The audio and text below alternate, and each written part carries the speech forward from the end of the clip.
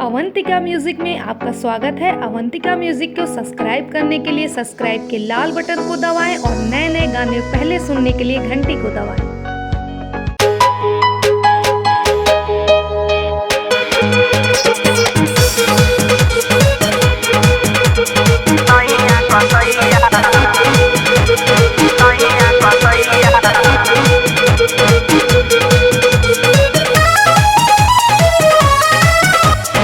Music by Shobhit Singh, Om studio Ghazipur.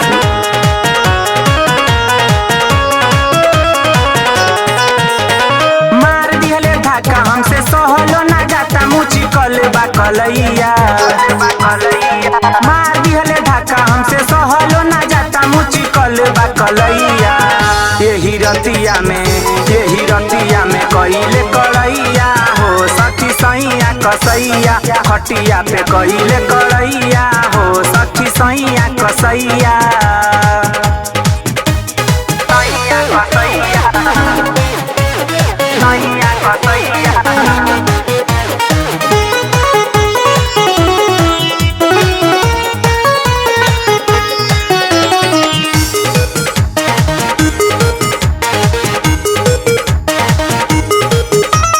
धई के पटक देले हम के पलंग पे, पोरे पोरे उठता दर्दिया लंग से। धई के पटक दिहले हम के पलंग पे, पोरे पोरे उठता दर्दिया लंग से।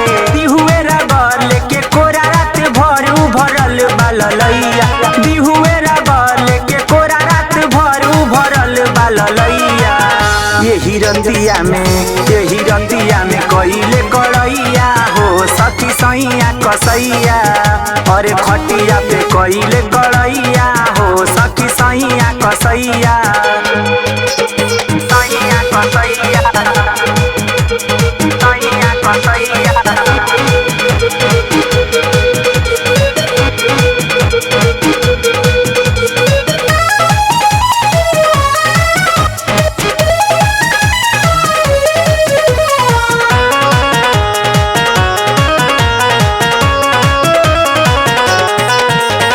कइले माना मानी हमार मन लेना बात हो। सोर हो सिंगारी के लगाई दिहले बाट हो।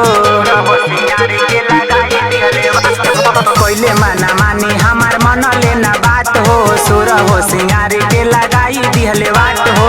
कमल सवरिया चंदन देहाती के ना सुधरी रहनिया।